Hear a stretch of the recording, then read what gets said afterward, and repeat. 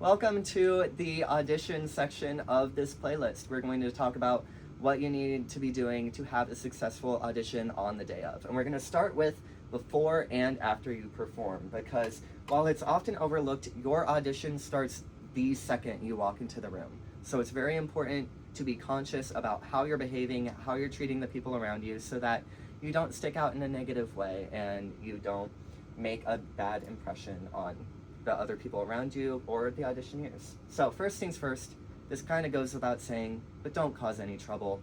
Don't be loud enough that you need to be quieted. Don't be mischievous. Just, yeah.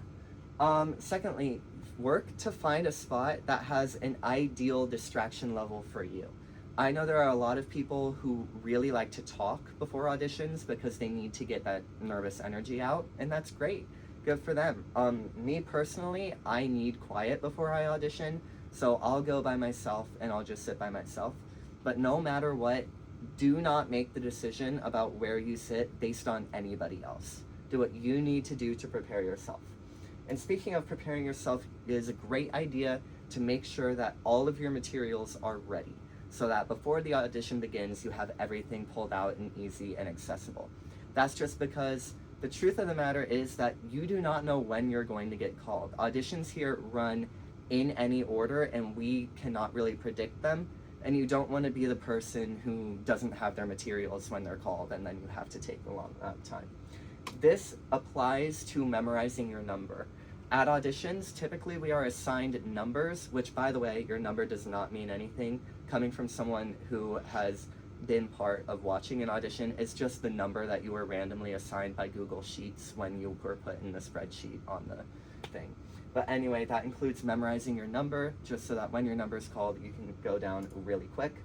And if you do have to leave early, make sure to let Miss Gossett and Mr. Mooney know before the audition begins. Please do not come up to them like 5 minutes before, because then they have to change all their plans and it's not great.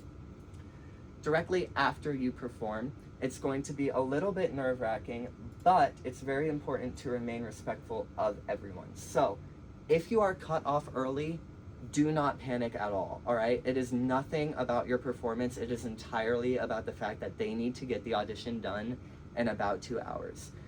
The monologues for this show are incredibly long. They're like 2 minutes and 30 seconds for the first monologues 1, 2, and 3.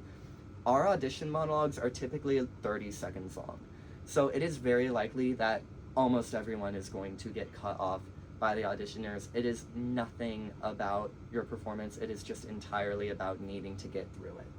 But with that said, if you do finish your monologue scene, stay in character until someone else cuts you off.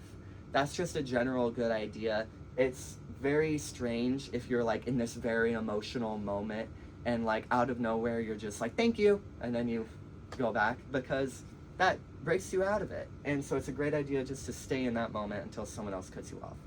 By the way, when someone else cuts you off, if you're doing a monologue, the way we do monologues is we call down groups of people at a time, and then you'll perform, but the group still stays on stage and they're watching from behind.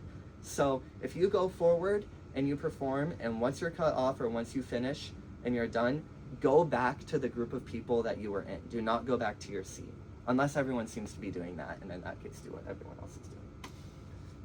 After you perform, thank everyone. It's courteous. You don't need to be that boisterous about it. Just be thank you very much, and then go back.